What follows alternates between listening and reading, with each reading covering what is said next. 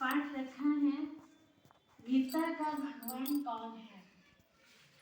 ये बहुत गहरी बात है। हम सब गीता पढ़ते सुनते आए हैं।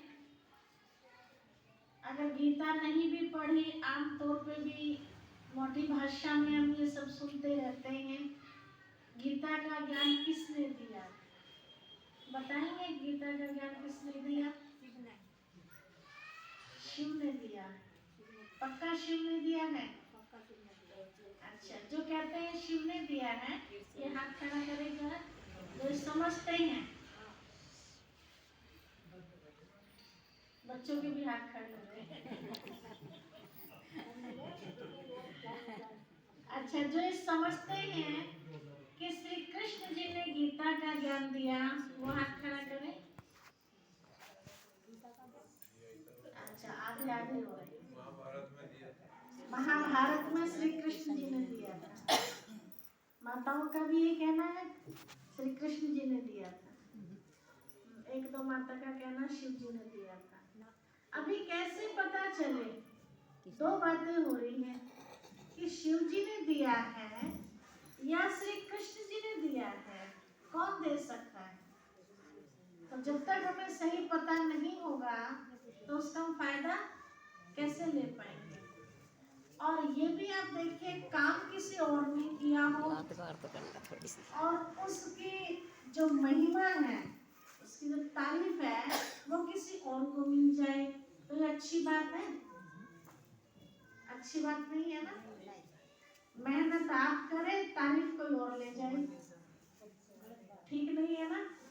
वैसे गीता में जो ज्ञान है, उस ज्ञान के लिए हम आज तक ये सुनते आए हैं कि दुनिया भर का शास्त्र एक तरफ और गीता एक तरफ। इसीलिए गीता के ऊपर लिखा है श्रोमणी श्रीमद् भगवत गीता।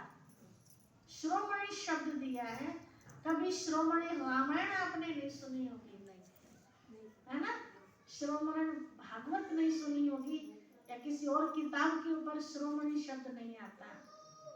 दूसरा, श्रोमणी के साथ गीता माता भी लिखा रहता है। किसी और किताब के ऊपर आप माता शब्द नहीं सुन सकते। तो अगर हम ये कहें कि गीता का ज्ञान श्री कृष्ण जी ने दिया है, तो श्री कृष्ण जी माता जी हैं या पिताजी हैं? देखने में स्त्री है या पुरुष है? पुरुष है ना। परमात्मा पिता को, शिव जी को हम स्त्री कहें या पुरुष कहें या दोनों एक है? क्या कहेंगे? दोनों। आपने शिव के साथ उनका परमात्मा नाम भी सुना है। शब्द हम क्या बोलते हैं? परमात्मा, है ना। तो वो माँ भी है पिता के साथ साथ।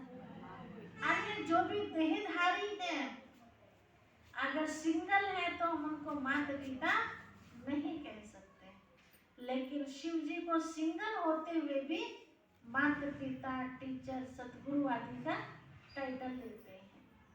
तो गीता का ज्ञान वास्तव में श्री कृष्ण जी ने नहीं दिया है। बहुत गहरी बात है। जो मानते हैं इस बात को कि श्री कृष्ण जी ने गीता का ज्ञान दिया है, वो ध्यान देंगे। गीता का ज्ञान शिव परमात्मा ने दिया है। अब प्रश्न उठता है, कब दिया, कहाँ दिया, क्यों दिया, किसको दिया, किस लिए दिया, है ना। क्या महाभारत के अंदर जो दिखाया कि भगवान ने गीता का ज्ञान दिया और आपस में युद्ध कराया कौरव पांडवों का। आज घर में भी कोई बात हो जाती है तो हम ज्ञान देते हैं एक दूसरे को, भिड़ाने का ज्ञान देते हैं या उन्हें शांत करने का ज्ञान देते हैं? शांत करने का देते हैं, समझाने की कोशिश करते हैं कि भाई लड़ो मत ना, है ना। आपस में जो भी चाहिए प्यार से बांट लो। तो फिर वो कैसा भगवान है जो भाइयों भाइयों को ही आपस में भिड़ा रहे हैं, तो ये सही लग रहा है? नहीं ना। तो इसका मतलब है सही नहीं लग रहा तो कोई और राज है उसके पीछे।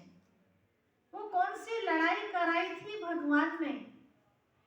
जो गीता पढ़ते हैं, ध्यान से अगर पढ़ी होगी तो सब कुछ समझ में आएगा, लेकिन अगर ऊपर ऊपर से पढ़ी होगी तो कुछ समझ में नहीं आएगा। आज हम कोई भी पाठ पढ़ते हैं या सुनते हैं तो कैसे करते हैं?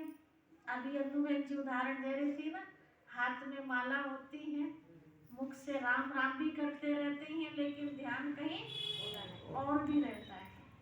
तो आज तक जो भी हमने पाठ सुने हैं या पढ़े हैं तो उनमें भी हमारा ध्यान कैसा रहा? ऐसा ही तो रहा। इसीलिए हम उसकी गहराई में जा न सके। तो आज मोटे रूप से हम आपको बता रहे, ज्यादा गहराई के लिए तो ज्यादा समय चाहिए आपके पास। देखिए, पहली बात तो हम ये जान ले कि गीता का ज्ञान श्री कृष्ण ने नहीं दिया। कैसे नहीं दिया?